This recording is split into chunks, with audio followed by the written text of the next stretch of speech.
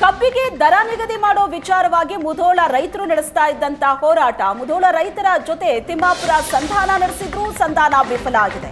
ಮುಧೋಳ ನಗರದ ಪ್ರವಾಸಿ ಮಂದಿರದಲ್ಲಿ ನಡೆದಂತ ಸಭೆ, ಸಚಿವ ತಿಮ್ಮಾಪುರ ನೇತೃತ್ವದಲ್ಲಿ ನಡೆದಂತ ಸಭೆ ವಿಫಲ ಆಗಿದೆ. ರೈತರ ಜೊತೆ ನಡೆದ ಸಭೆ ನಂತರ ಕಾರ್ಖಾನೆ ಮಾಲೀಕರ ಜೊತೆಯೂ ಸಭೆ ನಡೆಸಿದ್ರು ತಿಮ್ಮಾಪುರ್. ಸರ್ಕಾರ ಘೋಷಣೆ ಮಾಡಿರೋ ದರಕ್ಕೆ ಮಾತ್ರ ನಾವು ಬದ್ಧ ಅಂತ ಮಾಲೀಕರು ಹೇಳಿದ್ದಾರೆ.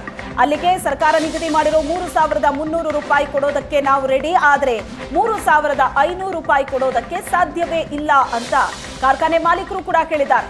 3,500 ರೂಪಾಯಿ ಕೊಡಬೇಕು ಅಂತ ರೈತರು ಪಟ್ಟು ಹಿಡಿದಿರೋದು. ಸಭೆ ವಿಫಲವಾದ ಹಿನ್ನೆಲೆ ರೈತರು ಹೊರ ನಡೆದಿದ್ದಾರೆ. ಸಚಿವ ತಿಮ್ಮಾಪುರ್ ನೇತೃತ್ವದಲ್ಲಿ ನಡೆದಂತ ಸಭೆ ವಿಫಲ ಆಗಿದೆ. ಮುಧೋಳ ರೈತರ ಹೋರಾಟ ಕೂಡ ಮುಂದುವರಿತಾ ಇದೆ. ಮುಧೋಳದ ಪ್ರವಾಸಿ ಮಂದಿರದಲ್ಲಿ ನಡೆದಂತ ಸಭೆ, ಸಚಿವ ತಿಮ್ಮಾಪುರ್ ನೇತೃತ್ವದಲ್ಲಿ ಸಭೆ ನಡೆಯಿತು. ರೈತರಿದ್ರು, ಕಾರ್ಖಾನೆ ಮಾಲೀಕರು ಕೂಡ ಇದ್ರು. ಆದರೆ ಕಾರ್ಖಾನೆ ಮಾಲೀಕರು ಹೇಳ್ತಾ ಇರೋದು ಸರ್ಕಾರ ದರವನ್ನ ನಿಗದಿಪಡಿಸಿದೆ, ಆ ದರವನ್ನ ಕೊಡೋದಕ್ಕೆ ಮಾತ್ರ ನಾವು ಸಿದ್ಧರಿದ್ದೀವಿ ಅಂತ. ಅಲ್ಲಿಗೆ ರೈತರು ಇಟ್ಟಂತ ಬೇಡಿಕೆ 3,500, ಅಂದ್ರೆ ಸರ್ಕಾರ ನಿಗದಿಪಡಿಸಿದ ದರಕ್ಕಿಂತಲೂ 200 ರೂಪಾಯಿ ಹೆಚ್ಚುವರಿ ಕೊಡಬೇಕು ಅಂತ ಏನ್ ರೈತರು ಪಟ್ಟು ಹಿಡಿದಿದ್ದಾರೆ. ಅದಕ್ಕೆ ಕಾರ್ಖಾನೆ ಮಾಲೀಕರು ಒಪ್ಪಿಗೆಯನ್ನ ಕೊಟ್ಟಿಲ್ಲ. ಹಾಗಾಗಿ ಸಭೆ ವಿಫಲ ಆಗಿದೆ. ರೈತರು ಎದ್ದು ಹೊರ ನಡೆದಿದ್ದಾರೆ. ಅಲ್ಲಿಗೆ ಮುಧೋಳದಲ್ಲಿ ಹೋರಾಟ ಮತ್ತಷ್ಟು ತೀವ್ರ ಆಗೋ ಸೂಚನೆಗಳು ಸಿಗ್ತಾ ಇದೆ. ಈ ಬಗ್ಗೆ ಹೆಚ್ಚಿನ ಡೀಟೇಲ್ಸ್ ಕೊಡ್ತಾರೆ ಮಲ್ಲಿಕಾರ್ಜುನ್ ಇದ್ದಾರೆ ಸಂಪರ್ಕದಲ್ಲಿ. ಮಲ್ಲಿಕಾರ್ಜುನ್, ಸಚಿವರ ನೇತೃತ್ವದಲ್ಲಿ ನಡೆದಂತ ಸಭೆ, ರೈತರು ಇದ್ರು, ಕಾರ್ಖಾನೆ ಮಾಲೀಕರು ಇದ್ರು, ಸಭೆಯಲ್ಲಿ ಯಾವ ರೀತಿ ಚರ್ಚೆ ನಡೀತು? ಫೈನಲಿ ಸಭೆ ಅಂತೂ ವಿಫಲ ಆಗಿದೆ. ಸೊ ರೈತರು ಹೋರಾಟ ಇನ್ನಷ್ಟು ತೀವ್ರ ಆಗೋ ಸೂಚನೆ ಇದು. ನಿಜಕ್ಕೂ ಶ್ವೇತಾ, ಏನು ಇವತ್ತಿನ ದಿವಸ ಬಾಗಲಕೋಟೆ ಜಿಲ್ಲೆ ಮುಧೋಳದಲ್ಲಿ ನಡೆದಿರ್ತಕ್ಕಂಥ ಒಂದು ಜಿಲ್ಲಾ ಉಸ್ತುವಾರಿ ಸಚಿವರಾಗಿರ್ತಕ್ಕಂಥ ಆರ್.ವಿ. ತಿಮ್ಮಾಪುರ ನೇತೃತ್ವದಲ್ಲಿ ನಡೆದಿರ್ತಕ್ಕಂಥ ಸಭೆ ವಿಫಲವಾಗಿದೆ ಅಂತ ನಾವಿಲ್ಲಿ ಹೇಳ್ಬೇಕಾಗುತ್ತೆ. ಯಾಕಂದ್ರೆ ಯಾವುದೇ ಕಾರಣಕ್ಕೂ ಕೂಡ 3,500 ರೂಪಾಯಿ ದರ ನಿಗದಿ ಇದ್ದಂತ ರೈತರ ಪಟ್ಟು ಸದ್ಯಕ್ಕೆ ಆಗ್ತಾ ಇಲ್ಲ.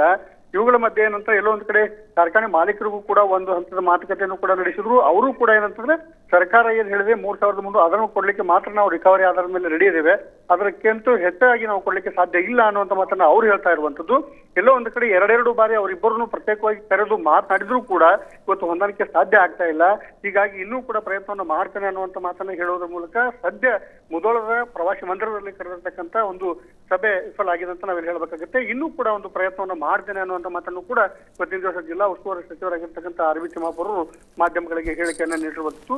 ಎಲ್ಲೋ ಒಂದು ಕಡೆ ಇದೇ ರೀತಿಯಾದಂತಹ ಸಂದರ್ಭ ಮುಂದುವರೆದಂತ ಸಂದರ್ಭದಲ್ಲಿ ಬಹಳಷ್ಟು ಏನಂತಂದ್ರೆ ಒಂದು ಹೋರಾಟ ನಡೆಯಲಿದೆ ಅನ್ನುವಂಥದ್ದು ಕೂಡ ಸಾಧ್ಯತೆಗಳನ್ನು ಕೂಡ ನಾವು ತಳ್ಳಿ ಹಾಕುವಂತಿಲ್ಲ Shweta. Yes, thank you Mallikarjun.